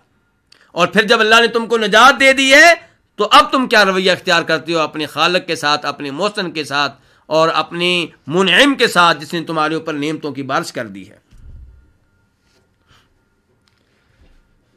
یہ تھی آیت نمبر 49۔ اس کے بعد اللہ تعالیٰ آیت نمبر 50 میں فرماتے ہیں وَإِذْ فَرَقْنَا بِكُمُ الْبَحْرَ فَأَنْجَيْنَاكُمْ وَأَغْرَقْنَا آلَ فِرْعَوْنَ وَأَنْتُمْ تَنظُرُونَ، اور یاد کرو اس وقت کو جب ہم نے فرقنا پھاڑ ڈالا، بکم تمہاری وجہ سے، تمہارے سبب سے، کس کو پھاڑ ڈالا؟ البحر سمندر کو، فانجیناکم تو ہم نے تم کو نجات دی، یعنی کہ تم کو غرق نہیں ہونے دیا، تم کو بچا لیا، ہم نے تم کو بچا لیا، تم کو نجات دی، واغرقنا آل فرعون اور ہم نے غرق کر دیا آل فرعون کو، قوم فرعون کو، وانتم تنظرون جب کہ تم دیکھ رہے تھے۔ وَإِذْ عید کے بارے میں پہلے بھی کئی دفعہ وضاحت ہو چکی ہے، ظرف ہے، جب کے معنی میں آتا ہے اور اس سے پہلے فعل محذوف ہوتا ہے، مقدر ہوتا ہے، اذکرو یاد کرو اس وقت کو۔ فرقنا فعل ماضی ہے، جمع کے لیے ہے، فرقنا ہم نے پھاڑ ڈالا، بکم باسببیہ ہے، تمہارے سبب سے، تمہاری وجہ سے، تمہاری خاطر۔ کس چیز کو پھاڑ ڈالا؟ البحر سمندر کو۔ تو البحر مفعول بھی ہے کس کا؟ فرقنا کا، یعنی کہ ہم نے سمندر کو پھاڑ ڈالا تمہاری وجہ سے۔ فانجینا انجینا یہ بھی فعل ماضی ہے، ورب ہے پاسٹ کے لیے اور جمع کے لیے لفظ ہے، ہم نے نجات دی، کم تمہیں، واغرقنا اور ہم نے غرق کیا، یہ بھی فعل ماضی، یہ بھی جمع کے لیے، اور ہم نے غرق کر دیا کس کو؟ آل فرعون، فرعون کی آل کو۔ تو کیا فرعون کو غرق نہیں کیا گیا؟ اس کو بھی کیا گیا، اسی لیے میں نے پہلے وضاحت کی تھی کہ آل فرعون میں فرعون بھی داخل ہے۔ وَأَنْتُمْ تَنْظُرُونَ یہ واو کون سی ہے؟ حالیہ، حالت بیان کرنے کے لیے کہ ہم نے آل فرعون کو غرق کیا اس حال میں کہ انتم تم تنظرون دیکھ رہے تھے۔ تنظرون فعل مضارع ہے، یہ موجودہ زمانے پہ بھی دلالت کرتا ہے اور مستقبل پہ بھی دلالت کرتا ہے، یعنی کہ جب ہم نے غرق کیا آل فرعون کو اس وقت تمہاری حالت کیا تھی کہ تم دیکھ رہے تھے۔ تو تنظرون فعل مضارع ہے جمع کے لیے، نظر ینظر سے۔ یہ آیت نمبر 50، اس میں اللہ رب العزت اپنا بہت بڑا معجزہ بیان فرما رہے ہیں، اور یہ پہلے وضاحت کرنا چاہوں گا کہ یہ معجزہ کب ہوا؟ 10 محرم کو۔ یہ معجزہ کب ہوا؟ 10 محرم کو۔ کیا دلیل ہے؟ امام بخاری روایت کرتے ہیں اپنی صحیح میں کہ نبی علیہ الصلوۃ والسلام مدینہ تشریف لائے تو آپ کے علم میں یہ بات آئی کہ یہودی 10 محرم کا روزہ رکھتے ہیں۔ آپ نے پوچھا، سوال کیا کہ روزہ کیوں رکھتے ہیں؟ تو آپ کو بتایا گیا کہ یہودی کہتے ہیں کہ 10 محرم کو اللہ تعالیٰ نے فرعون کو غرق کیا، فرعون کے لشکر کو غرق کیا، موسیٰ علیہ السلام اور بنی اسرائیل کو نجات دی، فرعون سے بھی غرق ہونے سے بھی بچایا۔ تو موسیٰ علیہ السلام نے بطور شکر اس دن کا روزہ رکھا، تو ہم بھی اسی لیے روزہ رکھتے ہیں۔ تو نبی علیہ الصلوۃ والسلام نے فرمایا کن سے؟ مسلمانوں سے، صحابہ کرام سے، کہ نحن احق بموسیٰ، کہ ہم موسیٰ علیہ الصلوۃ والسلام سے زیادہ تعلق رکھتے ہیں ان کے مقابلے میں۔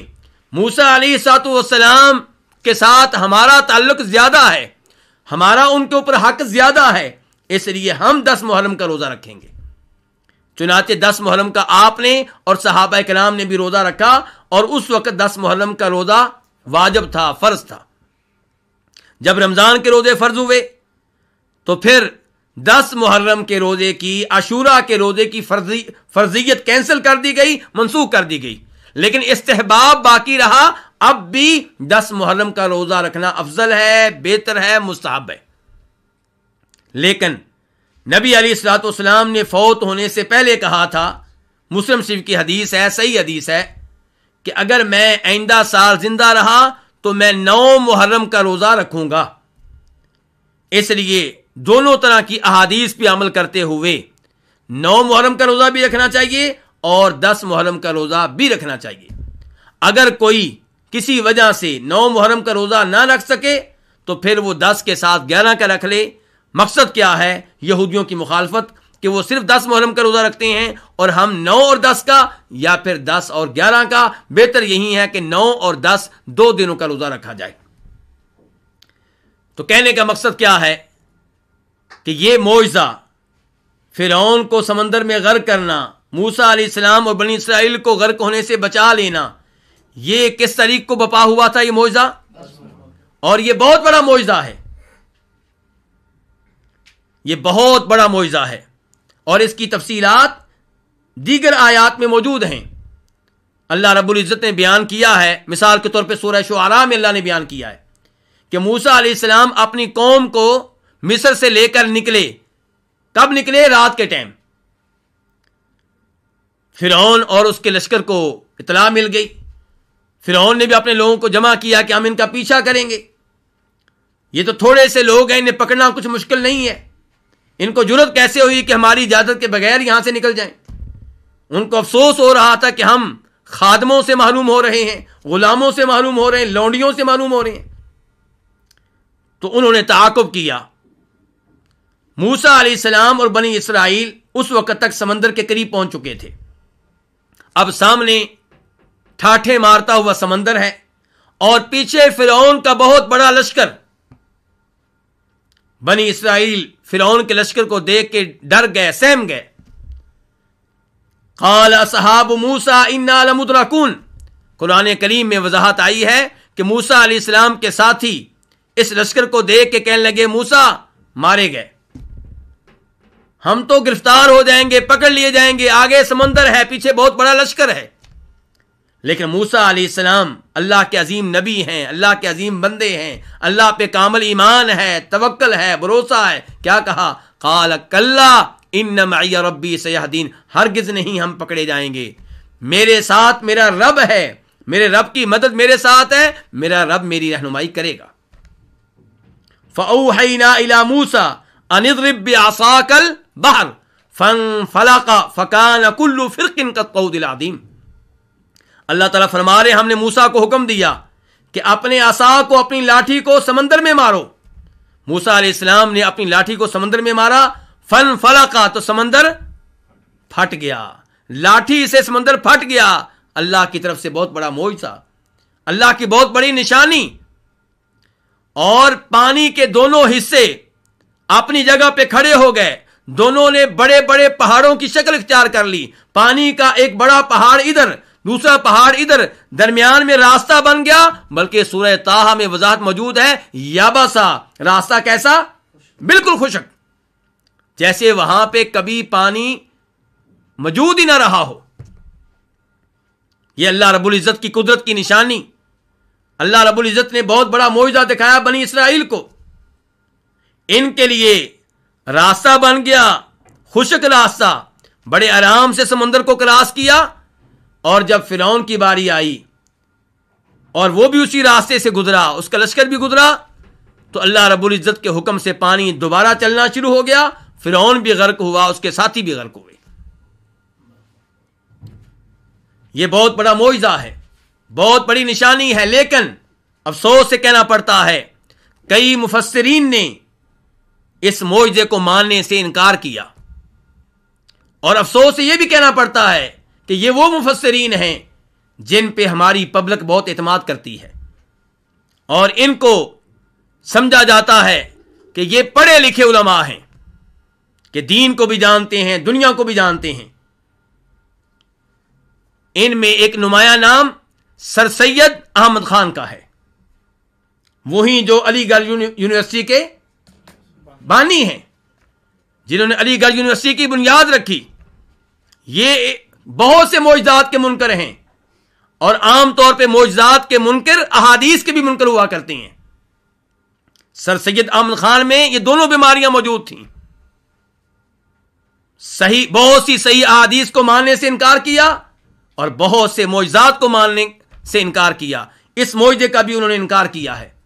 ایسے ہی حمید الدین فراہی، جن کا تفسیر کی دنیا میں بڑا نام ہے، انہوں نے بھی اس معجزے کا انکار کیا ہے، اور حمید الدین فراہی وہی ہیں جن سے متاثر ہے کون؟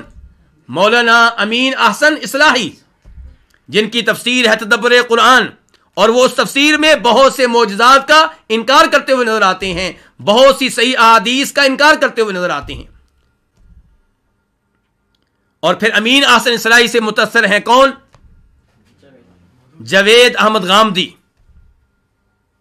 مجھے افسوس سے کہنا پڑتا ہے کہ آج کا نوجوان طبقہ جاوید احمد غامدی اور ان کے استاد امین احسن اصلاحی اور پھر ان کے استاد حمید الدین فراہی ان لوگوں سے متاثر ہے۔ سکول کالج کے نوجوان لڑکے اور لڑکیاں جاوید غامدی کو بہت ہی محبت سے سنتے ہیں، جبکہ جاوید احمد غامدی بہت سی احادیث کا منکر ہے اور اپنے استاد کی لائن پہ چل رہا ہے، بلکہ ان سے بھی آگے نکلنے کی کوشش کر رہا ہے۔ کتنی ایسی چیزیں ہیں جن کو نبی علیہ الصلوۃ والسلام نے اپنی احادیث میں واضح طور پہ حرام قرار دیا، اور یہ شخص ان کو حرام ماننے سے انکاری ہے، ان کو حلال قرار دیتا ہے۔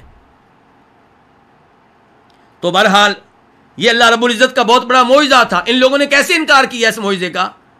یہ کہتے ہیں کہ اصل میں تیز آندھی چل رہی تھی، تیز آندھی اتنی تیز تھی کہ اس کی وجہ سے سمندر کے کچھ حصے میں خشکی پیدا ہو گئی، پانی دائیں بائیں ہو گیا، تو وہاں سے موسیٰ علیہ السلام اور ان کی قوم گزر گئے۔ اور جب فرعون کی باری آئی تو وہ آندھی کی رفتار رک گئی، تھم گئی، تو پانی اپنے معمول کے مطابق چلنے لگا، تو فرعون اور اس کا لشکر غرق ہو گئے۔ اللہ کی قدرت کا انکار کیا جا رہا ہے۔ اللہ تعالیٰ بیان کرتے ہیں قرآن حکیم میں صاف صاف کہ ہم نے موسیٰ کو حکم دیا تھا کہ آپ سمندر میں لاٹھی ماریں، انہوں نے ماری تو پانی ایک طرف بھی پہاڑ، اس طرف بھی پہاڑ کی شکل اختیار کر گیا اور دوسری جانب بھی پہاڑ کی شکل اختیار کر گیا۔ کیا تیز سے تیز آندھی پانی کو پہاڑ کی شکل دے سکتی ہے؟ کیا تیز سے تیز آندھی راستے کے دونوں جانب پانی کو پہاڑ کی شکل دے سکتی ہے؟ قطعاً نہیں۔ اور یہاں پہ یہ بھی اشکال پیدا ہوتا ہے کہ اگر ہم مان لیں کہ وہ راستہ اس لیے بنا تھا کہ آندھی بہت تیز تھی، طوفان بہت تیز تھا، تو جس طوفان نے پانی کو روک دیا دائیں اور بائیں جانب اور بیچ میں راستہ قائم کر دیا، اس طوفان نے موسیٰ علیہ السلام کو اور ان کی قوم کو ہوا میں کیوں نہ اڑا دیا؟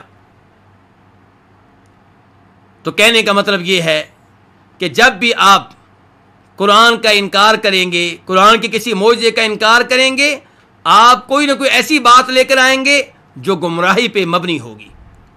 تو بہرحال ہمارا اس بات پہ ایمان ہے کہ اللہ رب العزت کا یہ بہت بڑا معجزہ ہے جس کا تذکرہ یہاں پہ اللہ تعالیٰ فرما رہے ہیں اور کہہ رہے ہیں کہ اس وقت کو یاد کرو جب ہم نے پھاڑ ڈالا بکم تمہارے سبب سے، تمہاری وجہ سے، البحرا سمندر کو، فانجیناکم تو ہم نے نجات دی، ہم نے بچا لیا، کم تم کو کس چیز سے؟ غرق ہونے سے، غرق ہونے سے بچا لیا۔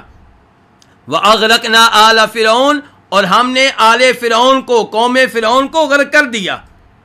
وَأَنْتُمْ تَنْظُرُونَ اس حال میں کہ تم دیکھ رہے تھے۔ اس چھوٹی سی آیت میں اللہ کے کئی ایک انعامات کا تذکرہ ہے۔ نمبر ایک یہ کہ اللہ رب العزت نے موسیٰ علیہ السلام اور بنی اسرائیل کی وجہ سے سمندر میں راستے بنا دیے، سمندر کے پانی کو پھاڑ ڈالا۔ دوسرے نمبر پہ اللہ رب العزت نے ان کے دشمن کو غرق کیا اور ان کو بچا لیا۔ اور تیسرے نمبر پہ ان کے دشمن کو غرق کیا، اسے ہلاک کیا جبکہ یہ دیکھ رہے تھے۔ یہ بھی اللہ کا بہت بڑا انعام ہے۔ آپ کا دشمن آپ کے سامنے مرے، آپ کے دل کو سکون ملے گا، آپ کا غصہ جاتا رہے گا۔ تو یہ بھی اللہ رب العزت کا بہت بڑا انعام تھا کہ یہ منظر اپنی آنکھوں سے دیکھ رہے تھے کہ فرعون غرق ہو رہا ہے، اور اس کے غرق ہونے کا تذکرہ بھی اللہ رب العزت نے سورہ یونس میں کیا ہے۔ وَجَاوَزْنَا بِبَنِي إِسْرَائِيلَ الْبَحْرَ فَأَتْبَعَهُمْ فِرْعَوْنُ وَجُنُودُهُ بَغْيًا وَعَدْوًا حَتَّى إِذَا أَدْرَكَهُ الْغَرَقُ قَالَ آمَنْتُ أَنَّهُ لَا إِلَهَ إِلَّا الَّذِي آمَنَتْ بِهِ بَنُو إِسْرَائِيلَ وَأَنَا مِنَ الْمُسْلِمِينَ۔ اللہ تعالیٰ کہتے ہیں کہ ہم نے موسیٰ علیہ السلام کو اور بنی اسرائیل کو سمندر پار کروا دیا، فرعون اور اس کے لشکروں نے ان کا پیچھا کیا، تعاقب کیا، بغیاً و عدوا، ان کا تعاقب ظلم و زیادتی پہ مبنی تھا، ان کو کوئی حق نہیں پہنچتا تھا کہ ان کا تعاقب کریں۔ موسیٰ علیہ السلام بھی آزاد ہیں، بنی اسرائیل بھی آزاد ہیں، مصر چھوڑ کے کہیں اور جانا چاہ رہے ہیں، تو آپ کو اس سے کیا لگے؟ لیکن ناجائز طور پہ ان کا تعاقب کیا گیا۔ تو اللہ تعالیٰ کہتے ہیں پھر کیا ہوا؟ فرعون غرق ہونے لگا، حتیٰ اذا ادرکہ الغرق، جب غرق ہونے لگا، ڈوبنے لگا، تو تب کہنے لگا آمنتو، میں ایمان لے آیا، میں اس بات پہ ایمان لایا کہ اللہ کے علاوہ کوئی معبود برحق نہیں، میں اس اللہ پہ ایمان لایا، آمنت بھی بنو اسرائیل، جس پہ بنی اسرائیل کا ایمان ہے، وَأَنَا مِنَ الْمُسْلِمِينَ، میں مسلمان ہونے کا اعلان کرتا ہوں، میں مسلمان ہو رہا ہوں۔ آگے سے جواب کیا ہے؟ الآن، اب مسلمان ہوتے ہو، اب کلمہ پڑھ رہے ہو، اب تو توبہ کا وقت ختم ہو چکا، اب ایمان فائدہ نہیں دے گا۔ وَقَدْ عَصَيْتَ قَبْلُ، پوری زندگی تو نے اللہ کی نافرمانی میں گزاری، وَكُنْتَ مِنَ الْمُفْسِدِينَ، اور تو بہت بڑا فسادی تھا۔ فَالْيَوْمَ نُنَجِّيكَ بِبَدَنِكَ، آج ہم تیرے بدن کو بچا لیں گے، کیوں؟ تاکہ باقی لوگوں کے لیے عبرت کا نشان بن جائے۔ تو کہنے کا مطلب یہ ہے کہ یہ اللہ تعالیٰ کے احسانات ہیں، سمندر میں راستہ بنانا، وہ سمندر جس کا کام ہے لوگوں کو ڈبونا، اس نے موسیٰ علیہ السلام اور بنی اسرائیل کے لیے راستہ بنایا، اور پھر اسی راستے سے فرعون اور اس کے حواری گزر رہے ہیں، تو اللہ نے ان کو غرق کیا جبکہ یہ لوگ یہ منظر دیکھ رہے تھے۔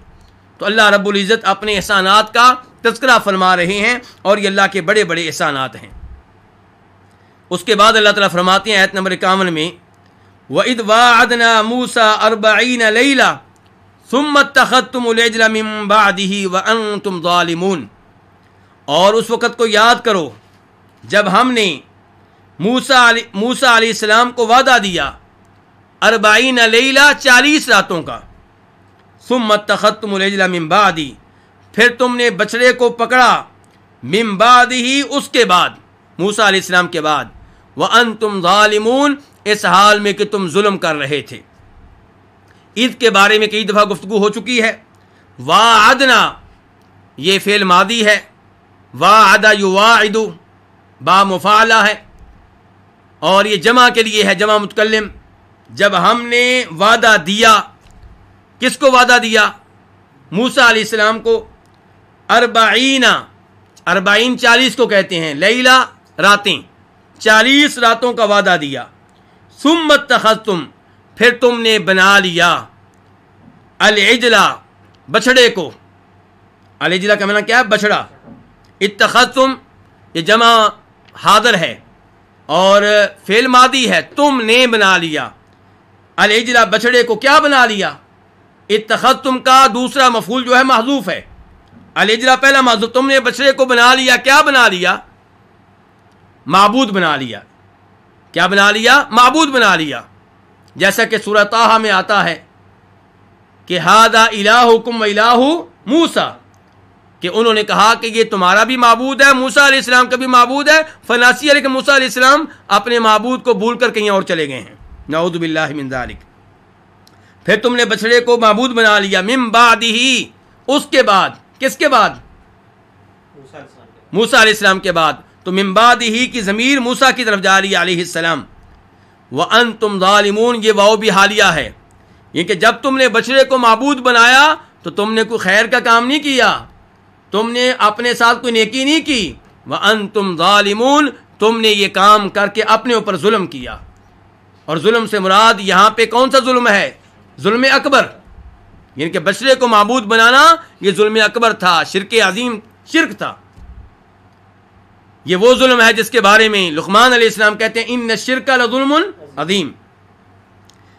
اللہ رب العزت یہاں پہ ایک اور احسان کا تذکرہ فرما رہے ہیں۔ یہ احسان کیا ہے کہ جب ان لوگوں نے سمندر کراس کر لیا، فرعون سے ان کی جان چھوٹ گئی، فرعون کے لشکر سے ان کی جان چھوٹ گئی، اب ان کو باقاعدہ طور پہ ایک نظام چاہیے تھا، شریعت کی ضرورت تھی۔ تو اللہ رب العزت نے موسیٰ علیہ السلام کو وقت دیا کہ وہ طور پہاڑ پہ آئیں، اور وہاں پہ کتنے دن رہے؟ پہلے کہا گیا 30 دن، وَوَاعَدْنَا مُوسَىٰ 30 لَيْلَةً وَأَتْمَمْنَاهَا بِعَشْرٍ فَتَمَّ مِيقَاتُ رَبِّهِ 40 لَيْلَةً۔ پہلے اللہ رب العزت نے 30 راتوں کا وعدہ دیا، پھر 10 راتوں کا اضافہ فرمایا۔ یہ 40 راتیں موسیٰ علیہ السلام طور پہاڑ پہ اللہ کی عبادت کرتے رہے، وہاں پہ ان کو علیحدگی کا موقع ملا اور صحیح معنوں میں انہوں نے اللہ تعالیٰ کی عبادت کی۔ تو جب 40 راتیں پوری ہو گئیں، اب موسیٰ علیہ السلام اللہ رب العزت کے دیے گئے وعدے کے مطابق وہاں پہ آئے ہیں، کیونکہ ان کو شریعت ملے گی، تورات ملے گی، اللہ کی طرف سے کتاب ملے گی۔ اچھا، یہاں پہ یہ بھی سوال پیدا ہوتا ہے کہ اس سے پہلے پھر کس چیز پہ عمل کر رہے تھے؟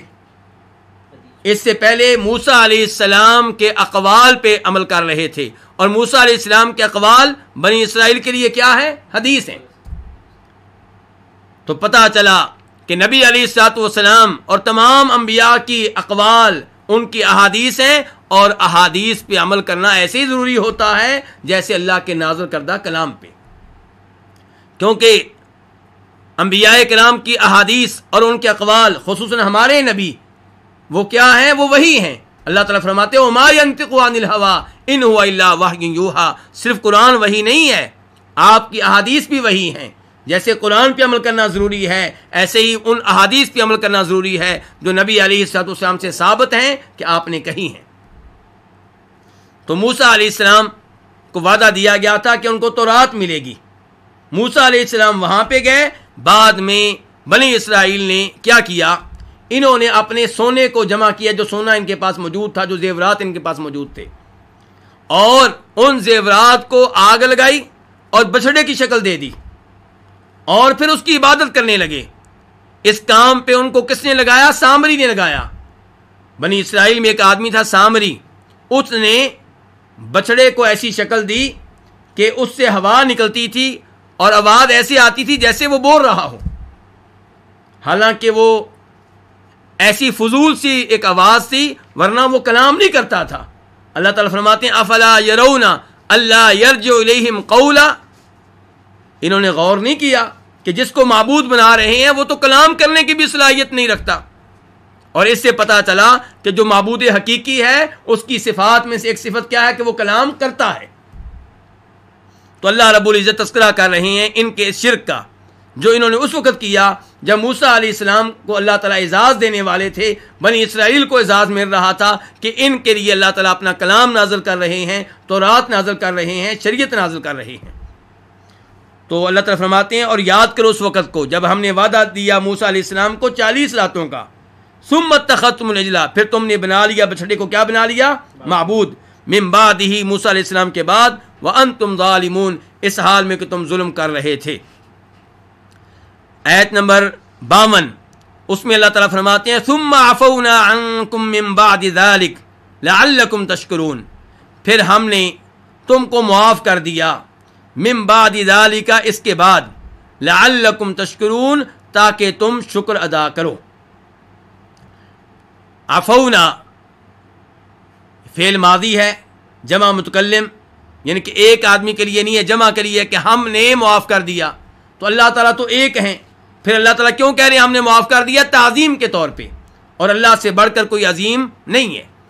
تو اللہ تعالیٰ کہتے ہیں عفونا عنکم، ہم نے تم کو معاف کر دیا، من بعد ذالک، اس کے بعد، کس کے بعد؟ بچڑے کو معبود بنا لینے کے بعد۔ من بعد ذالک کا اشارہ کدھر ہے؟ بچڑے کو معبود بنا لینے کے بعد۔ کیوں ہم نے معاف کیا؟ لعلکم تشکرون، تاکہ تم شکر گزار بن جاؤ، تاکہ تم اللہ کا شکر ادا کرنے والے بن جاؤ۔ لعل تعلیل کے لیے ہے، ترجیح کے لیے نہیں ہے۔ لعل کا معنی ترجیح کا نہیں ہے کہ میں امید کرتا ہوں۔ اللہ تعالیٰ یہ نہیں کہہ رہے کہ میں امید کرتا تھا کہ تم شکر گزار بندے بن جاؤ۔ اگر یہ کلام کسی انسان کا ہو تو ہم کہہ سکتے ہیں کہ لعل ترجیح کے لیے ہے، لیکن یہ اللہ کا کلام ہے، اس لیے یہاں پہ لعل کا معنی کون سا ہوگا؟ تعلیل کا۔ ثم عفونا عنکم، اللہ تعالیٰ کہتے ہیں پھر ہم نے تم کو معاف کر دیا، اور یہ اللہ کا بہت بڑا انعام ہے ان کے اوپر، بہت بڑا احسان ہے کہ اللہ نے اتنا بڑا جرم ان کو معاف کر دیا۔